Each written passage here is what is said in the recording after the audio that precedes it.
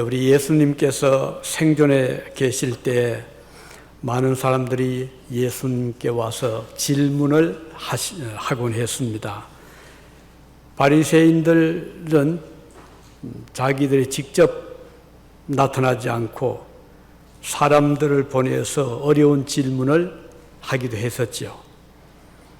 그 중에 하나가 가이사에게, 가이사 시저죠, 로마 황제, 가이사에게 세금을 바치는 것이 옳습니까?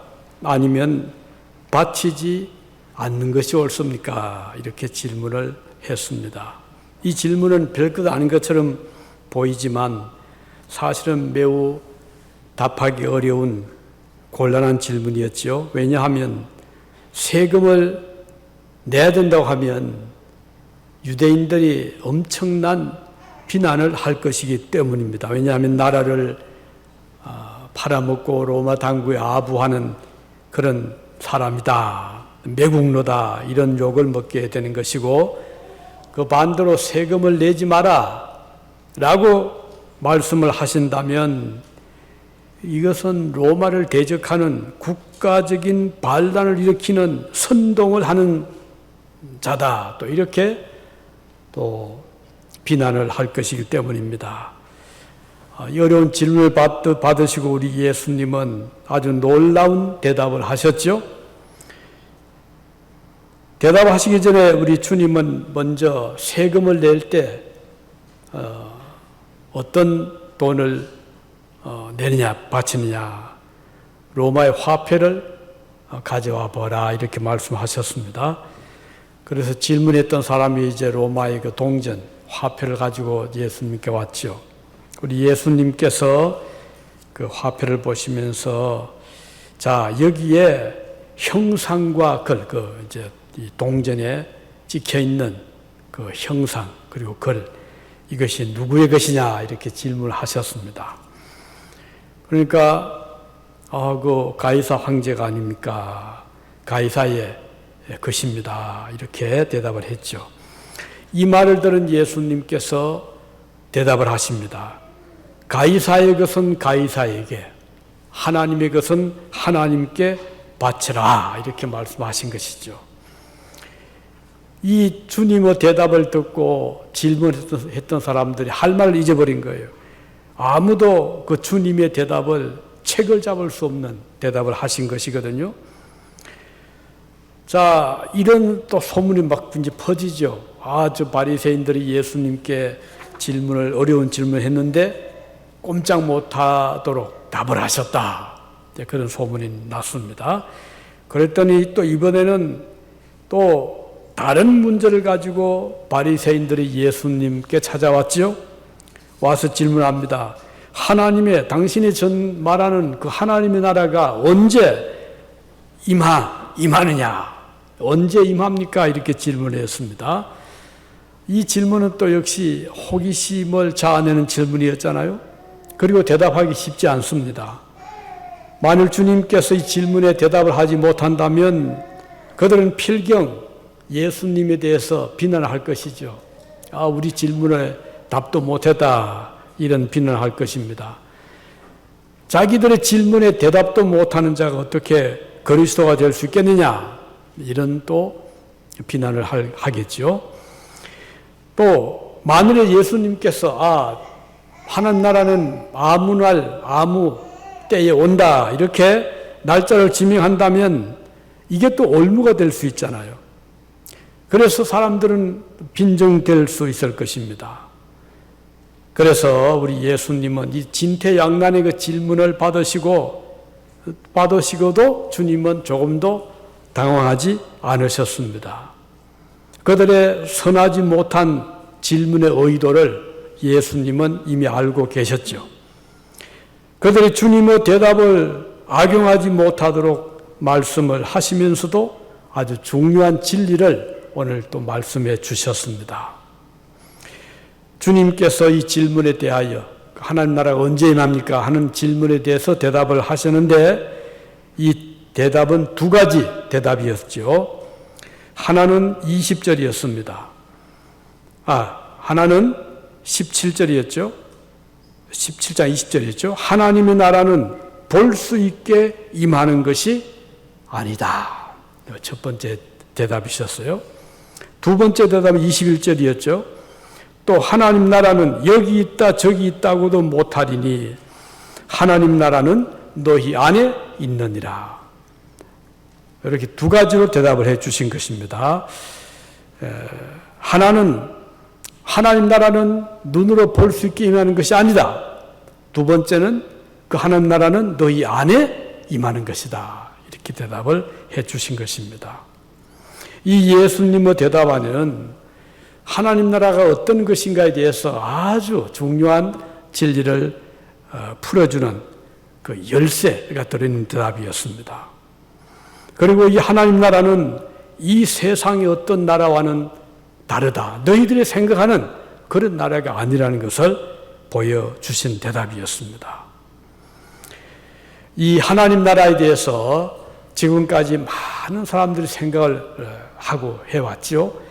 도대체 그 나라는 어떤 나라일까? 일찍 어거스틴이라는 사람은 이 하나님의 나라 그리고 지상의 나라, 지상의 왕국과 하나님 나라의 두 가지를 대비를 시켜서 말한 적이 이미 일찍이 있었습니다. 그리고 지금도 여러 사람들은 이 하나님 나라에 대해서 많이 연구도 하고 생각도 하고 있죠. 그 중에 한 분은 화란의 목회자였고 신학자였던 헤르만 리델보스라는 분이 있었습니다. 이 사람은 저명한 그 신약학 학자였고 또 8년 동안 목회를 했던 목사님이었습니다. 그가 활동했던 때는 지금은 이제 세상 떠나셨죠. 2000년 초반에 그가 활동했던 그러니까 20세기 중반이었는데 이때 그 환경을 보면 20세기 중반 그러니까 1900년대 초중반 이때 걸쳐오면서 유럽 특히 독일을 중심해서 그 신학계에는 이 합리주의라고 하는 또는 인간의 이성을 중시하는 합리성 또 이성 그리고 과학 진리 또 철학 이런 그 인문학이 많이 이제 발전이 되면서 성경을 이제 보는 안목도 이 변화가 온 거예요. 그동안 오랫동안 중세 천년 동안 유럽의 사람들은 그 성경에 대해서 조금은 그 맹목적으로 또 성경을 아주 무시했죠. 왜냐하면은 캐톨릭 교회에서는 성경을 라틴 말, 옛날의 라틴 말을 그대로 가지고 사용을 했어요. 그러면 일반 백성들이 라틴 말을 모르잖아요. 아는 사람은 고등교육을 받은 사람이나 철학자나 아니면 의사 또는 신학자 이런 약간의 그 특수 분야에 종사하는 사람들은 그 라틴 말을 공부하지 않을 수 없었으니까 좀 이해했지만 일반 시민들은 굳이 자기들의 말 있잖아요. 독일 말, 프랑스, 영어, 이태리 말 또는 화란 이런 말이 있는데 굳이 그 옛날 오래된 라틴 말을 로마 말을 배울 필요 없기 때문에 무시합니다. 근데 성경은 라틴 말이에요. 그러니까 이 교회 나가면 그 신부가 읽어주는 라틴 말을 듣긴 하는데 뜻은 모르는 거예요. 또 찬양가도 그 아주 한정된 라틴 말 찬양, 기도문. 그래서 계속 반복적으로 라틴 말로 기도하는 거예요. 묵주를 돌리면서. 우리처럼 자기의 생각을 하나님께 아뢰는 것이 아니고 이미 딱 기도문이 정해져 있는 거예요. 그걸 반복해서 미사할 때, 기도할 때, 그것만 이렇게 읽으면 되는 거예요. 그러면 계속 이제 외워서 말하면 되는 거예요. 자, 그러다 보니까 성경에 대해서 무지한 거예요. 성경 내용 전혀 몰라요. 그냥 그 1년 53주 동안 이제 교회 가서 그 라틴 말로, 그 설교들 라틴 말로 또 하네? 그러니까 뭐 성경을 알 수가 없는 거예요. 그래서 중세 교회가 성경에 대해서 무지하게 되고, 그리고 아주 형식적인, 아주 의식적인 이런 종교에 머물게 된 겁니다. 그런데 이제 종교개혁자들이 일어나서 성경을 막 번역을 하잖아요. 독일 말로 번역을 하고, 킹제임스 영어로 번역을 하고, 각 나라 말 번역을 하다 보니까 이제는 일반 시민들이 쉬운 자기 말로 성경을 읽을 수 있게 된 거예요. 여러분, 한국에 처음 복음이 들어왔을 때 어떻게 들어왔죠? 선교사님들이 벌써 한국어로 번역된 쪽복음서를 가지고 들어온 거예요. 이건 획기적입니다. 이거 상상 못할 일이에요. 1000년 동안 옛날 라틴 말로 딱 이렇게 덮여있던 성경을 막 번역을 해가지고 선교사님들이 한국에 들어올 때 요한복음, 주로 요한복음 많았어요. 저 어릴 때 그걸 많이 봤고, 쪽복음, 또 뭐 마태복음, 딱 이렇게 그 복음 그 구분해가지고 딱딱 그 단권으로 뭐 누가복음 그런 것들을 가지고 들어와서 막 이제 나눠준 거예요. 그리고 우리말 때 있으니까 얼마나 읽기가 쉽잖아요. 그런데 우리 한국에도 그것 때문에 해도 우리 한글 말을 이해하는 국민들이 많지 못해서, 그래서 교회에서 한글반을 운영한 거예요. 이제 낮에는 덜에 일하고 뭐 농사를 짓고 저녁이 되면 이제 교회에 모여가지고 가, 나, 다라, 가야, 거기야, 고견인 이 한글을 막 가르치는 거예요. 교회에서. 그러니까 한글을 익히면서 성경을 알게 되고, 그래서 한국 교회가 급속도로 교회 성도들이 성경을 알게 되고, 그리고 믿음을 가지게 된 거예요. 그런데 이 리델보스라는 사람이 하나님의 나라에 대해서 이제 중요한 책을 쓰게 되는데, 그런데 이 사람이 그때 활동할 때 독일을 위시해서 이 유럽에서는 계몽주의가, 그러니까 이성을 중시하고 과학을 중시하고 철학을 중시하는 학문이 막 발달되면서 성경을 보는 눈이요, 그동안은 그냥 뭐 내용을 모르죠. 성경 내용도 모르지만 그냥 이제 그 간단한 거 있잖아요. 뭐 예수님은 동정에 탄생했다, 뭐 부활을 하셨다, 성천하셨다, 그런 아주 기본적인 것만 딱 이렇게 들어오던 그 교인들이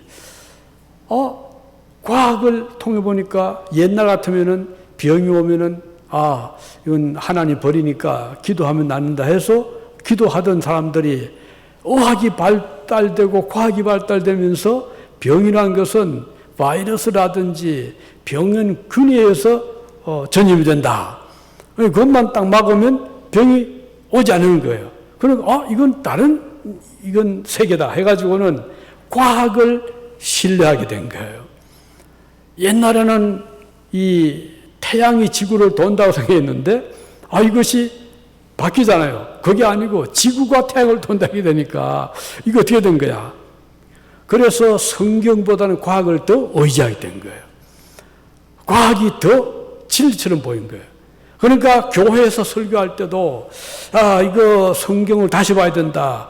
그래서 일부 자유주의 신학자들, 목회자들 중에는 성경을 그대로 안 믿지 말고 우리가 과학적인 정빙이 된 것만 믿자 이렇게 된 거예요.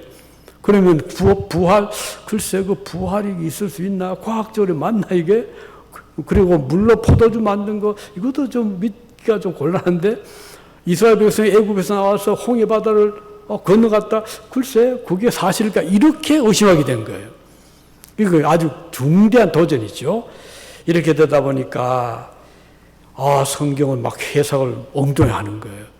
그래서 부활이라는 것은 이건 실제 부활이 아니고 이건 하나의 사람이 영적으로 깨어나는 것을 의미한다. 예를 들면, 그리고 이제 이스라엘 백성이 홍해바다를 건넌 것은 그 홍해바다 깊은 물이 아니고 갈대밭인데 물 깊이가 얕은 곳이라 다리만 걷으면 건너갈 수 있는 것이다. 그걸 보고 그렇게 홍해바다를 건너갔다고 썼다. 이런 식으로 막 이제 아주 합리적으로, 과학적으로, 이성적으로 그렇게 설명하고 그렇게 설교하게 된 일까지 일어나게 된 거예요.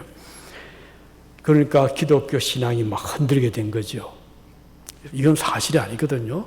우리 성경의 말씀은 진리입니다. 아무리 과학이 발달되고 인간 이성 또는 뭐 계몽주의가 온 세상을 이렇게 변화시켜도 성경의 말씀은 1.1핵도 틀림이 없고 우리가 이해를 못하는 것 뿐이지 그 성경을 우리가 그렇다고 해서 과학적으로 해석해야 된다는 것은 이것은 올바른 자세가 아니라는 것을 이 리델버스라는 이 목사님이 이제 강하게 증거한. 그래서 성경은 과학으로 해석할 것이 아니고 성경은 성경으로 해석해야 된다. 그리고 성경을 대할 때는 그 성경을 우리가 볼 때는 하나님의 말씀의 권위라는 것을 받아들이고 읽어야 된다. 그리고 성경의 말씀 우리가 이해 못해도 동정의 탄생, 예수님의 부활, 그리고 물로 포도주를 만든 것도 우리가 이해를 못해도 믿음으로 받아들여야 된다 하는 것을 강하게 강조한 분이 바로 이 화란의 리델보스 목사님의 강력한 메시지였습니다. 이렇게 해서 독일의 그렇게 되니까 독일의 교회들은 문제가 어떻게 되는 거 아니? 믿음이 자꾸 줄어드는, 자꾸 식어져 버리고 교회가 자꾸 교회를 떠나게 돼 버리고 이렇게 돼서 그 결과적으로는 나중에 그 독일의 교회들이 약화되다 보니까 히틀러 나타났잖아요. 그래가지고는 막 이 민족주의를 부러지고 이렇게 해서 엄청난 교회에 타격이 오게 된 것입니다. 우리가 믿음은 과학적으로 또 우리의 머리로 이성적으로 논리적으로 해석해서 안 되는 거예요. 우리 하나님 말씀은 하나님의 말씀의 권위를 가지고 받아들여야 되고 그래서 우리가 하나님의 말씀을 대할 때는 진리로 우리가 이해를 못해도 예수님의 부활 우리가 어떻게 다 이걸 이해하겠어요? 하나님 삼위일체 어떻게 우리가 그걸 과학적으로 다 증거합니까? 하나님의 존재 과학에 증거 안 되거든요. 증명 안 되거든요. 그렇지만 하나님의 말씀은 1.1핵도 틀림이 없고 그리고 땅에 떨어지지 아니한다는 말씀 우리는 받아들이는 것입니다. 그래서 이제 이 리델보스 같은 이런 학자들이 과학의 만능주의를 부정을 하고 우리가 믿을 도리는 하나님의 말씀에 기록된 대로 우리가 믿음으로 받아들여야 되고 그렇게 해석해야 된다 하는 강조를 하게 되는 것입니다. 자, 그러면 오늘 이 하나님의 나라 예수님께서 말씀하신 바리새인들이 질문한 데 대한 대답을 통해서 하나님 나라는 볼 수 있게 임하는 것이 아니다. 이건 무슨 뜻일까요?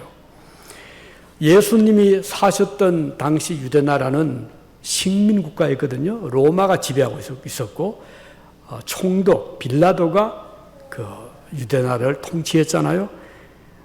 그냥 유대 왕은 형식적으로 헤로드가 형식적인 왕이었지 실제 통치권은 로마의 총독이 있어서 그래서 재판을 해도 반드시 총독이 그 사형을 선포할 수 있는 권한이 있었어요. 유대인들이 그게 없었어요. 그래서 유대인들이 막 로마 총독 관제에 가서 때를 썼잖아요. 저 예수를 십자가에 못 박아 주시오. 그렇게 하는 이유가 유대인 자신들에게는 그런 권한이 없었기 때문입니다. 그러니까 유대를 다스렸던 나라는 로마 제국이었어요.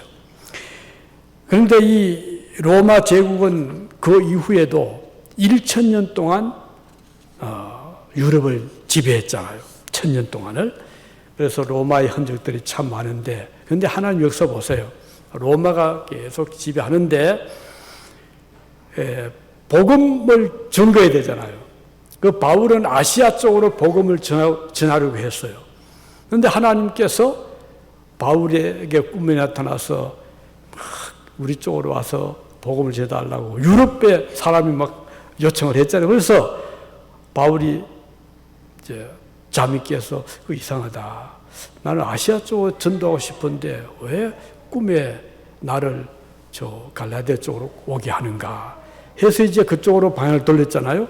그래서 이제 유럽 쪽으로 바울이 복음을 전하게 되는데, 그런데 문제는 로마 제국이 강력한 반 기독교 국가였잖아요. 그래서 그 초대 이 로마 황제, 네로 같은 황제, 그 여러 황제들이 기독교를 막 박해를 했잖아요. 그래서 말을 안 들어 기독교인들이 믿음을 버리지 않으니까 어떻게 했죠? 그 박해를 하는데 잔인했어요. 짐승의 가죽을 교인들에게 씌워가지고 저 사자하고 막 싸움을 붙인 거예요. 사자가 뭐 다 물에 떴지요. 그 원인 걱정해서. 그리고 또 목숨을 빼앗고, 기독교인들이 도망을 간 곳이 카타콤이라는 지하 무덤이었어요. 갈 곳이 없으니까 그 무덤 속으로 그 카타콤이라는 그 로마 근교에 그런 그 공동 묘지가 있었는데 지하 동굴입니다. 그 자연 동굴이에요.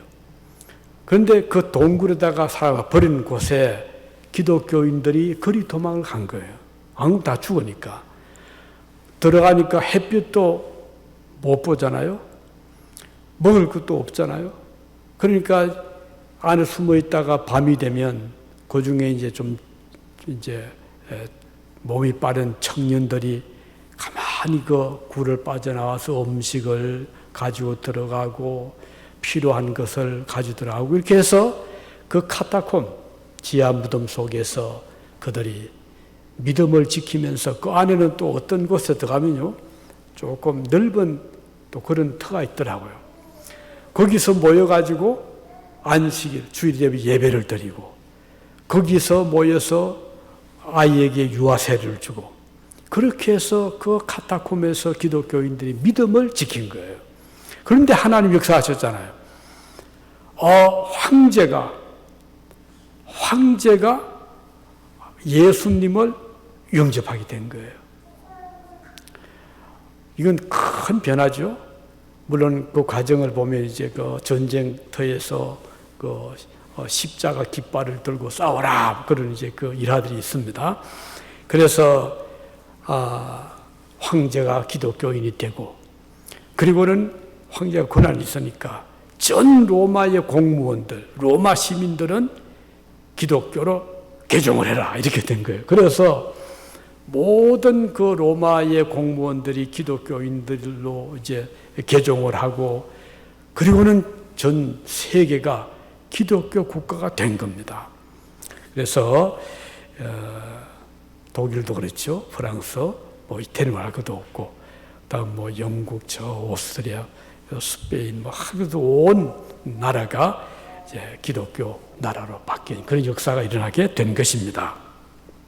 그런데 이제 이 하나님 나라는 눈으로 볼 수 있게 임하는 것이 아니다.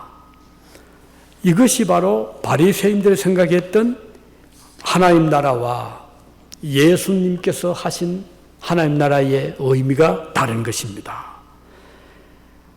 자, 우리 예수님께서 이 세상에 오셔서 왕이 되신 것도 아니죠. 왕을 세운 것도 아니죠. 그런데 우리 예수님은 오실 때 세례 요한이 6개월 먼저 왔잖아요. 먼저 와서 그가 한 말이 그겁니다. 회개하라, 천국이 가까웠느니라. 여기 천국이 바로 하나님 나라잖아요. The Kingdom of God. 회개해라, 천국이 가까이 왔다. 세례 요한이 외쳤습니다. 그런데 아무리 봐도 그 나라가 안 보이잖아요. 그 이유는 하나님 나라는 눈에 보이지 않게 임하기 때문입니다. 그런데 가까이 왔다는 거예요. 이건 무슨 뜻이죠? 이것은 예수님께서 이 땅에 오심으로 하나님의 나라가 이제 시작이 되었다는. 그러면 그 나라에 들어가기 위해서는 조건이 있습니다. 회개해라. 회개하고 죄를 용서받은 사람이 들어가는 것이 하나님의 나라라는 것입니다. 그런데 이 나라는 보이지 않잖아요. 왕도 없고 그런 장관들도 없고 국가적인 그런 군대도 없고, 그런데 이미 그 나라는 이 땅에 임한 것입니다. 그래서 우리 예수님이 이 세상에 오심으로 하나님 나라는 이제 시작이 된 거예요. 보이지 않지만 이 땅에 이미 임한 것입니다. 이것이 중요한 주님의 교훈이었어요. 오늘 여러분이나 제가 하나님의 백성이라죠. 하나님 자녀. 우리는 지금 이 땅에 살고 있지만 보이지 않는 하나님의 나라의 시민들이 된 것입니다. 왜? 회개했죠. 예수님 영접했죠. 믿음을 가지고 있죠. 그래서 우리는 하나님 나라의 백성이 된 것이고, 그 나라는 눈에 보이지는 않습니다. 그러나 이미 시작은 된 것입니다. 자, 그래서 우리가 볼 수 있는 이 하나님의 나라가 아니지만 이 나라는 지금 우리 안에 이미 존재하고 있다는 것입니다. 우리 안에 내재하시는 하나님, 우리의 왕이잖아요. 우리의 지도자, 우리의 주권자잖아요.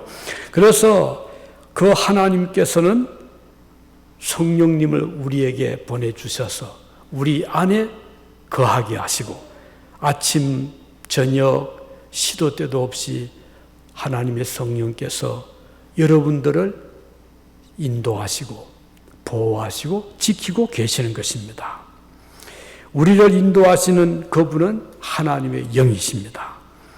그는 우리를 한순간도 떠나지 아니하시고 세상 끝날까지 동행을 하시는 분이십니다. 그분이 우리의 왕이십니다. 그분이 우리의 생명의 주인이십니다. 우리는 그의 자녀들입니다. 그의 백성입니다. 자, 나라라고 하면 가령 미국 또는 대한민국 혹은 일본 나라 하면 우선 나라에는 그 백성이 있잖아요. 또 영토가 있잖아요. 또 주권이 그 다스리는 또 그 지도자가 있잖아요. 그런데 우리가 속한 하나님 나라는 영토가 없어요. 보이지 않잖아요.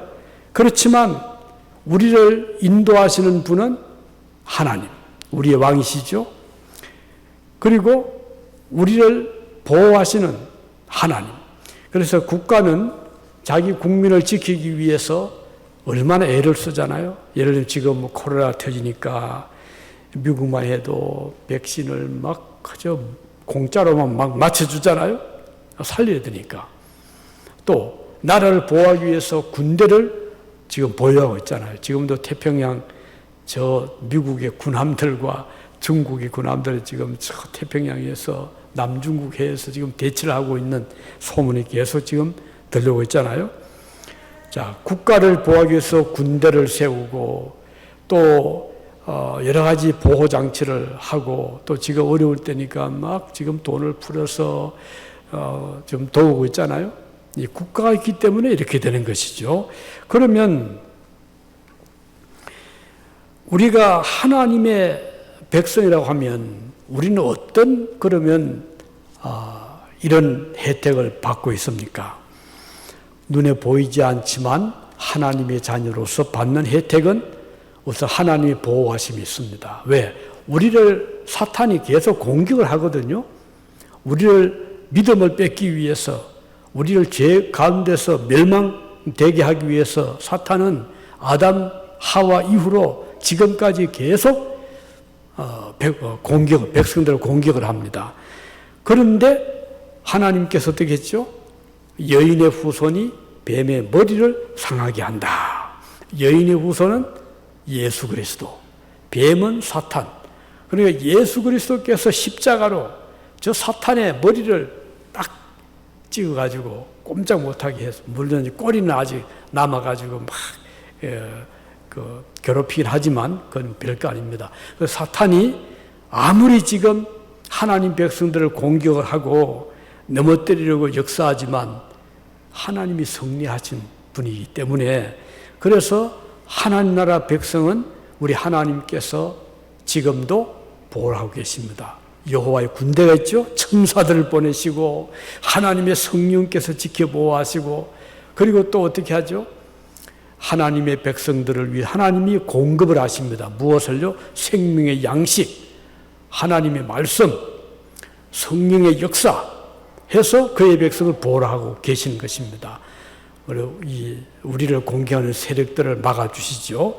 우리를 지켜주시죠. 우리를 보호해 주십니다.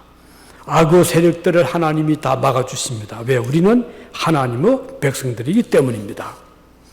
우리 예수께서 말씀했죠. 요한복음 16장 33절에 보면 너희는 세상에서 환난을 당하나 담대하라. 내가 세상을 이겼노라. 또 주님 약속했죠. 마태복음 28장 20절에 보면 볼지어다 내가 세상 끝날까지 너희와 항상 함께 있으리라. 왜 이렇게 하시죠? 우리를 고아처럼 버리지 않는 이유는 우리는 하나님의 백성들이고 우리는 하나님 나라에 속한 자들이기 때문에 하나님이 절대로 버리지 않습니다. 그래서 눈에 보이지 않지만 여러분과 저는 하나님의 왕국의 백성들이 되어 있는 것입니다. 그래서 하나님은 그의 백성들을 철저하게 보호하시고 그리고 공급을 합니다. 지금 미국에서 막 돈을 풀어서 뭐 한 가정에 뭐 얼마씩, 한 개인 얼마씩 막 주고 이랬잖아요. 또 지금 뭐 7월 달부터는 이제 바이든 대통령이 지금 그런 이야기를 했죠. 아이들에게 또 얼마씩 지불하겠다. 한국도 보니까 지금 뭐 많이 지금 노력하잖아요. 그래서 백신도 공급하려 하고 또 뭐 자영업자들 어려우니까 한 가정도 얼마씩 준다고 하고 지금 뭐 전 세계가 다 그래요. 저 캐나다도 그러고 뭐 일본도 그러고 지금 뭐 모든 나라 자기 국민을 보호하기 위해서 이렇게 하는 것인데 하나님께서 하물며 그의 백성들을 모른 채 하실 리가 있나요? 절대 아닙니다. 하나님께서는 그의 백성들을 위해서 이렇게 보호를 해주시는데 사탄이 공격 못하도록 넘어뜨리지 못하도록 그리고 굶주리지 않도록 생명의 양식을 공급하시고 육신의 양식도 하나님이 공급하실까? 하십니다. 예수께서 기도를 가르치실 때 이렇게 기도해라.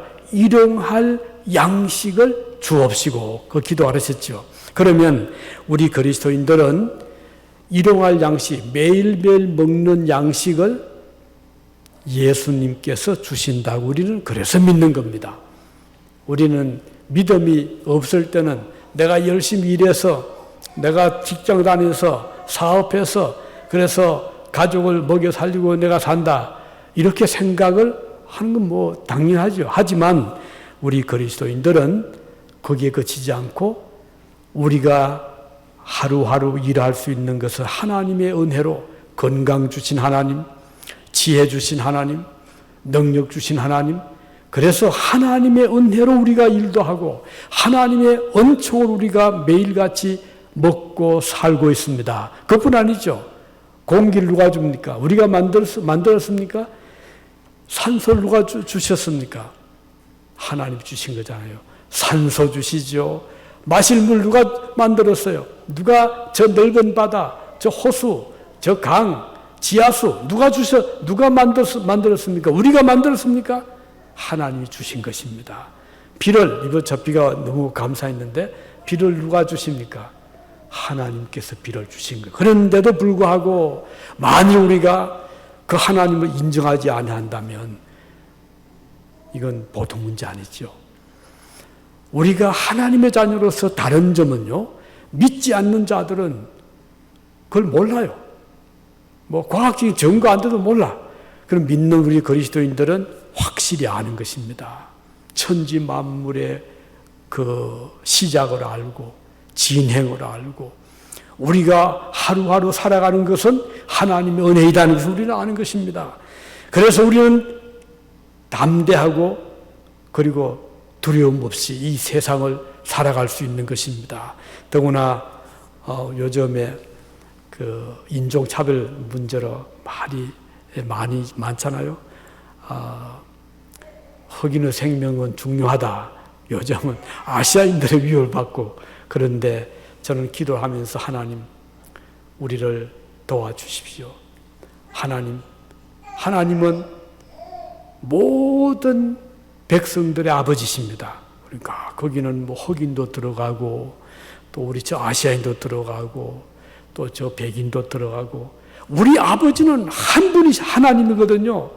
우리는 다 그분의 자녀들이고, 아무리 피부색이 달라도 언어가 달라도 민족이 달라도 혈통이 달라도 우리는 하나님이 지은 하나님의 형상으로 지음받은 존재들이기 때문에 누가 누구를 무시할 수 있겠어요? 그럴 수 없잖아요. 그래서 우리는 아주 당당하게 살아갈 수가 있는 것입니다. 비록 우리가 이민을 왔다 하더라도 이것도 하나님이 지으신 땅이잖아요. 그러니까 하나님의 손입니다. 우리는 그의 자녀들입니다. 그래서 우리는 아주 당당하게 살아갈 수가 있는 것이고, 우리는 하나님께 감사할 수 있는 것입니다. 이 나라의 하나님 나라가 이미 시작이 됐어요. 눈에 보이지 않지만 여러분들의 마음속에 이미 주님의 나라가 시작이 된 증거는 예수 그리스도를 영접했다는 것이고 죄를 회개하고 용서받았다는 사실입니다. 이런 자들은 다 하나님의 나라가 이미 그 속에서 시작이 된 것입니다. 그런데 이 나라의 완성은 아직 안 되었어요. 이게 이제 진행 과정입니다. 자, 하는 나라는 보이지 않게 임하고 우리 안에 시작이 되었지만 완성했던 언제인가? 우리 예수님께서 재림하실 때입니다. 그때까지는 계속 진행이 되는 거예요. 아직 완성 끝난 건 아닙니다. 지금 진행 중입니다. 무엇이 하나님 나라가 어디에 우리 마음속에서 보이지 않지만 지금 진행 중에 있습니다. 그런데 그 완성은 예수님께서 재림하실 때, 천군 천사들과 함께 오실 때, 이 세상이 다 사라지는 그때 주님 나라는 완성이 되는 것입니다. 그래서 이미 시작은 되었어요. 이미 already. 그러나 아직 완성되지 않아서 not yet입니다. 그래서 두 가지 긴장이죠.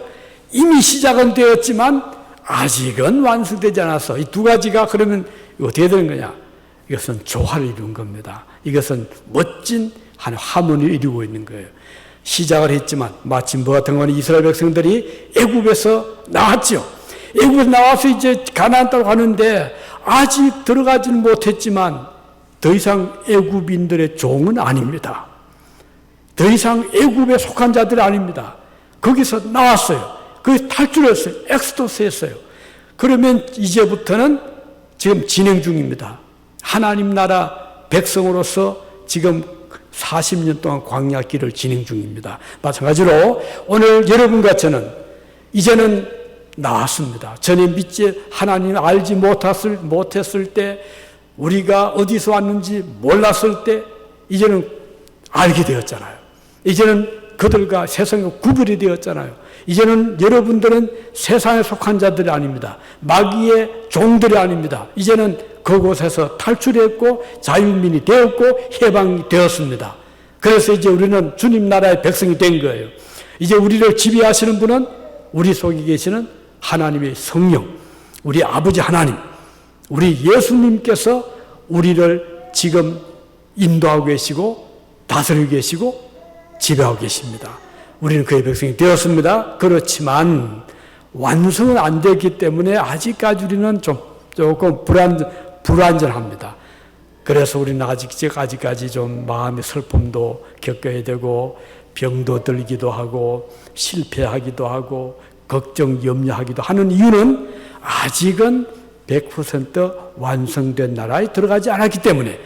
그렇지만 우리는 이미 시작이 되었기 때문에 그런 중에서 우리는 감사할 수 있고, 우리는 승리의 기쁨을 누릴 수가 있는 것입니다. 그래서 여러분들이 때때로 좀 어려움이 닥치거든 하나님 앞에 하나님 제가 지금 천국에 완전히 들어가지 못했지만 이미 나는 주님의 은혜로 구원받은 백성이 아닙니까? 저를 약속대로 붙잡아 주시고 도와주시고 지켜주시고 필요한 것을 공급해 주십시오. 이렇게 우리는 기도할 수가 있는 것입니다. 그래서 아직은 완성되지 아니했지만 이미 시작은 했고 이제 우리는 진행 중에 있습니다. 그래서 천국의 그 기쁨을 우리가 부분적으로 맛볼 수가 있는 것입니다. 하나님과 대화를 하면서 주님의 은혜를 우리는 체험할 수 있는 것이에요. 그래서 오늘 이 천국이란 것이 어떤 것인가 예수께서 주신 이 말씀에 우리가 뜻을 다시 한번 되새길 수 있게 된 것입니다. 농부가 땅에 곡식을 뿌리죠. 그 뿌리는데 그러고는 둡니다. 그게 비도 오고 햇빛도 쪼이면 우리는 모르는 사이에 싹이 트고 자랍니다. 벌써 자라고 있습니다. 그러나 열매를 맺기까지는 더 시간이 필요해요. 우리의 속에 하나님께 천국의 씨를 하나님 나라의 씨를 우리 마음속에 우리 영혼 속에 뿌려주셨습니다. 지금 이미 뿌리가 나고 싹이 트고 자라고 있습니다. 여러분 각자의 마음속에는 천국의 지금 형성 과정이 있습니다. 지금 계속 진행 중에 있어요. 천국 백성이 되었고 하나님 나라가 이미 임했고 여러분들은 그의 하나님께 속한 백성들입니다. 그래서 우리는 하나님께 감사하고 하나님의 은혜를 누릴 수 있습니다. 그렇지만 완성되는 날은 아직도 더 기다려야 되는데 언제까지? 우리 주님 오시는 재림의 날까지. 언제까지? 이 세상 종말 때까지. 천국이 완전히만 그때까지 우리는 그 나라를 바라보고 그리고 기다리고 소망하고 그리고 우리는 낙심하지 아니하고 조금씩 부분적으로 맛을 보죠. 천국의 맛을 봅니다. 기도할 때 그 응답 받잖아요. 그때 주님 감사합니다. 천국의 맛을 보는 거예요. 그리고 평강이 오잖아요. 막 걱정하다가도 주님의 은혜를 딱 받으면 모든 걱정 것이 다 사라지고 새로운 희망을 가지게 되잖아요. 그 맛을 보는 거예요. 천국에. 그래서 절망을 이길 수 있잖아요. 그리고 실패를 극복할 수 있잖아요. 그리고 평안을 가질 수 있잖아요. 사탄이 아무리 공격해도 우리를 지키시는 하나님의 은혜를 우리가 체험하기 때문에 천국의 맛을 보게 되는 것이에요. 그래서 오늘도 여러분들이 이제는 하나님 나라의 백성이 되었고 이제 로마의 그런 나라가 아니라 눈에 보이는 로마 권력 밑에 있는 자들이 아니라 보이지 않는 하나님 나라 백성이 되었다는 걸 기억하시고 우리는 이 소망 가운데 믿음으로 승리하시기를 바랍니다. 기도하시겠습니다.